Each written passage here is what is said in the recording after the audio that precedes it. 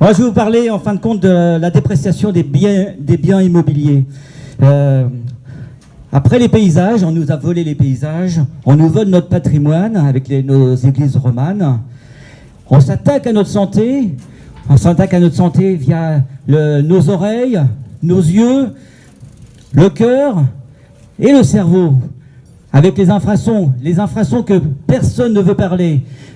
Les infractions que personne ne veut parler, tout le monde veut mettre sous silence. Mais ces infractions sont là, ils traversent non seulement les murs, ils traversent les corps aussi. Alors l'impact financier sur les maisons est un gros scandale.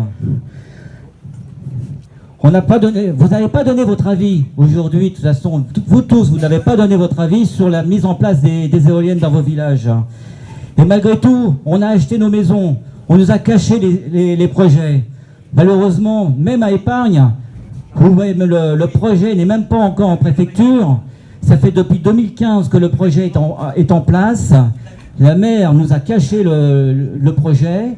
Des gens ont acheté à côté. Et aujourd'hui, ils n'ont que leurs yeux pour pleurer.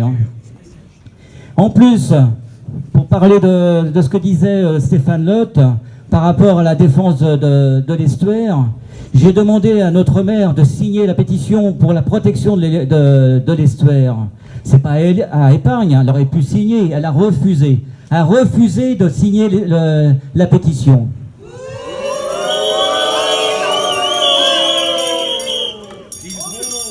On nous cache les projets, et avant que vous achetiez vos maisons. Ça veut dire que les gens se sentent floués et se sentent trahis. Oui, trahis, c'est le mot. Les promoteurs vont voir les agriculteurs, ils vont voir les mairies, ils vont voir les communautés de communes ou des communautés d'agglomération. Parce qu'en fin de compte, ils savent que dans les petits villages, c'est des proies faciles. Il n'y a pas de résistance. Et à Épargne, on fait partie d'une des rares communes où tout le conseil municipal est pratiquement pour les éoliennes. Ils veulent des éoliennes.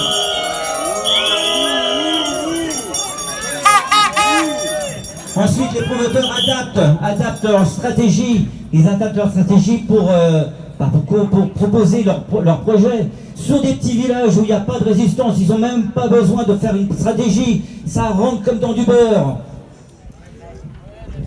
Ensuite, les promoteurs, ils s'en plein les poches. Un promoteur gagne, tout à l'heure, Michel l'a dit, 700 000 € par éolienne. L'agriculteur, lui, il va toucher à Épargne, ça va être 10 000 € par éolienne. Et vous, rien du tout. Vous n'aurez que vos yeux pour pleurer. Parce qu'en fin de compte, vous allez continuer à payer, vous payez pour l'éolienne, vous le payez sur les taxes, sur votre quittance d'électricité via la CSPE, cette fameuse taxe qui coûte 20%, qui vous coûte 20% de votre quittance d'électricité. Et en plus, le gouvernement français veut tripler le nombre d'éoliennes en France.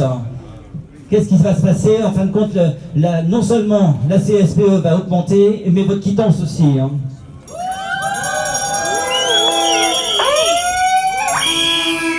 Lorsque vous achetez une maison, à quelques kilomètres même d'un projet, votre maison va perdre de sa valeur.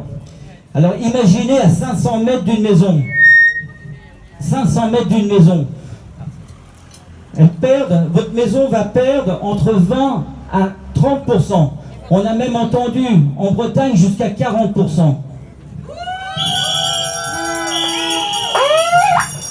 Les agents immobiliers et les notaires aujourd'hui le disent. Les maisons dévaluent à côté des éoliennes. À partir du moment où on la voit de chez vous, la maison est dévaluée. Et les gîtes, les gens viennent plus en vacances. Plus personne ne vient dans les gîtes sont désertés. Quelqu'un qui a acheté la maison de ses rêves avec 40 ans de ses travaux, de son travail forcé, aujourd'hui il s'achète une maison à la campagne pour passer sa retraite, et bien en fin de compte il perd tout. Il faut dire non à tout ceci. Il faut dire non. Dites non.